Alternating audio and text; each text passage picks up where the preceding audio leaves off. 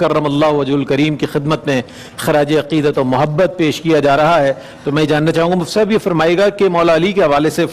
آتا ہے کہ آپ ایک عظیم صحابی رسول ہیں،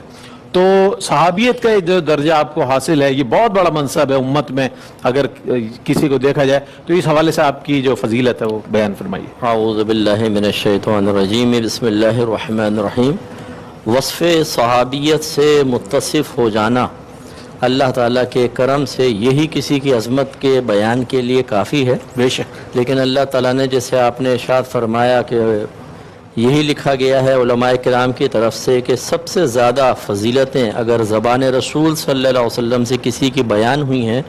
تو وہ مولا علی کرم اللہ وجہہ الکریم ہیں۔ بے شک بے شک۔ اور ایسے بڑوں کی طرف سے کسی کی تعریف ہونا جو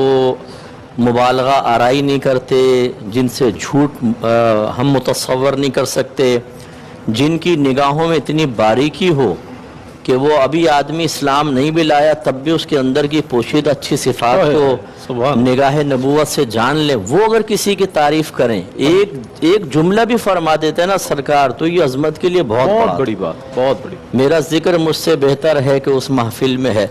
تو اگر سرکار کہیں ذکر کر دیں کسی کا تو ہم تو اس پہ بھی ذکر خالی کر دیں اللہ، تو وہ آدمی فخر کرتا ہے۔ اللہ، تو یہاں تو سرکار صلی اللہ علیہ وسلم کثرت سے فضائل بیان فرما رہے ہیں جو آپ کی عظمت کے اظہار کے لیے بہت ہیں۔ سبحان اللہ۔ پھر آپ کا وصف صحابیت سے مشرف ہونا جس عمر میں ہے وہ عمر بھی آپ کی عظمت کے اوپر دلالت کرتی ہے۔ اس کی وجہ یہ ہے کہ آپ عمر کے لحاظ سے بظاہر کم لیکن شعوری بلوغت میں بہت اعلیٰ درجے پر اللہ، کہ بڑے بڑے لوگ جو بہت سارے جو رشتہ داروں کو جمع کر کے سرکار نے اسلام پیش کیا اور وہ اس کی گہرائی کو نہ سمجھ سکے، مصلحتوں کے شکار ہو گئے، برادری کیا کہے گی، بڑا کیا کہے گا، فلاں کیا کہے گا، اور ایک چھوٹا بچہ جو عمومی طور پہ اگر بچوں سے آپ کچھ کہیں تو کہتے ہیں اچھا امی ابو سے پوچھ کے بتاتا ہوں، یا اس کو خوف ہوتا ہے کچھ کر دوں گا تو گھر سے مار پڑے گی اور ایسا ہوگا۔ لیکن جب سرکار نے 2 یا 3 دفعہ ان کے سامنے اسلام پیش کیا اور کوئی بھی کھڑا نہ ہوا اور ہر مرتبہ مولا علی کرم اللہ وجہہ الکریم کہتے تھے میں آپ کی بیعت کروں گا، تو سرکار نے آپ کو آگے بلایا اور قیامت تک کے بچوں کے لیے اور میں صحیح بات یہ کہ بڑوں کے لیے بھی ایک بہترین رول ماڈل بن گئے۔ سبحان اللہ۔ اسی طریقے سے اگر آپ کی عظمت تعلق کے اعتبار سے دیکھیں تو آپ جن کے داماد ہیں، اگر مردوں کی طرف سے دیکھیں تو سید الاولین والآخرین، اللہ، اور اگر خواتین کی طرف سے دیکھیں تو بی بی خدیجہ الکبریٰ رضی اللہ تعالی عنہا جو سیدہ فاطمہ کی بھی والدہ ہیں اور خاتون اول ہیں، خاتون اول ہیں، اتنے زبردست مقام۔ اور پھر آپ کی شادی حضرت عمر فاروق کہا کرتے تھے کہ 3 خصلتیں ایسی ہیں علی کی جو اگر مجھے ایک بھی مل جاتی نا تو میں اس کو دنیا و ما فیہا سے بہتر جانتا۔ ایک تو یہ کہ اللہ تعالیٰ نبی کریم صلی اللہ علیہ وسلم نے ان کی شادی اپنی صاحبزادی سے فرمائی، ایک وہ غزوہ خیبر کا آپ نے بیان فرمایا، ایک جو غالباً غزوہ تبوک میں جو چھوڑ کر گئے سرکار، وہ ایک تیسرا مجھے صحیح ذہن میں نہیں، تو ایک تو یہ اس طرح اللہ نے ان کو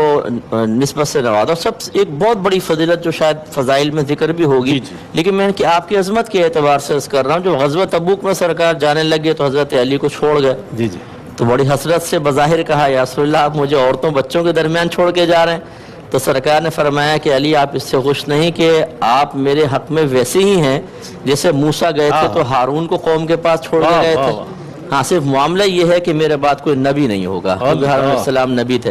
تو خلاصہ کلام یہ ہے کہ وصف صحابیت کے اعتبار سے آپ دیکھیں، تعلق کے اعتبار سے دیکھیں، سرکار کی معیت کے اعتبار سے دیکھیں، سرکار کا اعتماد آپ پر، آپ پہ جو ٹرسٹ سرکار فرماتے تھے اس اعتبار سے، اور پیار اور محبت کے اعتبار سے آپ دیکھیں،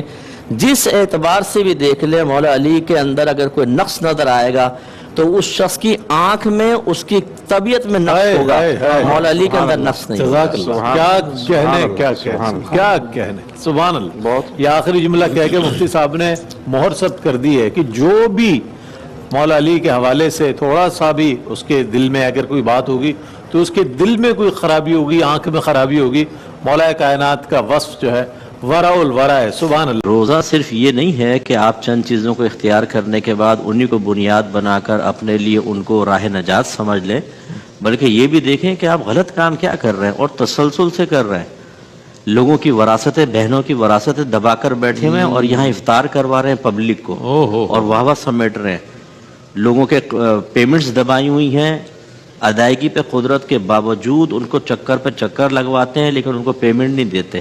بالکل, اور جھوٹے پلاٹ بیچے ہوئے ہیں, جھوٹی سوسائٹیز کے اندر ان لوگوں کو پھنسایا ہوا ہے بیچاروں کا, ان کی دل آزاریاں کر رہے ہیں آپ, اور اسی طرح قبضے کر کے بیٹھے ہوئے مکانوں اور پلاٹوں کے اوپر, اور آپ پھر مصنوعی سے ایک روزے رکھ کر یا حج کر کے یا عمرے کر کے. یعنی ایک شخص نے مجھے بتایا کہ ایک مطلب تبلیغ دین کے شعبے سے وابستہ شخص ہے, اور اس نے مجھے اتنا وعدہ سود پہ قرضہ دیا کہ میں 40 لاکھ ادا کر چکا ہوں, ابھی تک اسے بری ذمہ نہیں ہو سکا. روزانہ آدمی میرے گھر پہ بھیجتا ہے اور دھمکیاں لگاتا ہے, پورے محلے میں میری عزت خراب کر دی, اور ابھی عمرہ کرنے گیا ہوا ہے. واہ واہ, تو یہ چیزوں پہ توجہ رکھیں کہ بالکل آپ روزہ رکھیں, سعادت کی بات ہے, اتنی فضیلتیں ذکر کی گئی ہیں, لیکن جو ممنوع چیزیں ان کے ارتکاب سے اپنے آپ کو بچانا کسی بعض اوقات نیک فعل سے زیادہ اہم اور ضروری اور باعث برکت ہوتا ہے. ماشاء اللہ.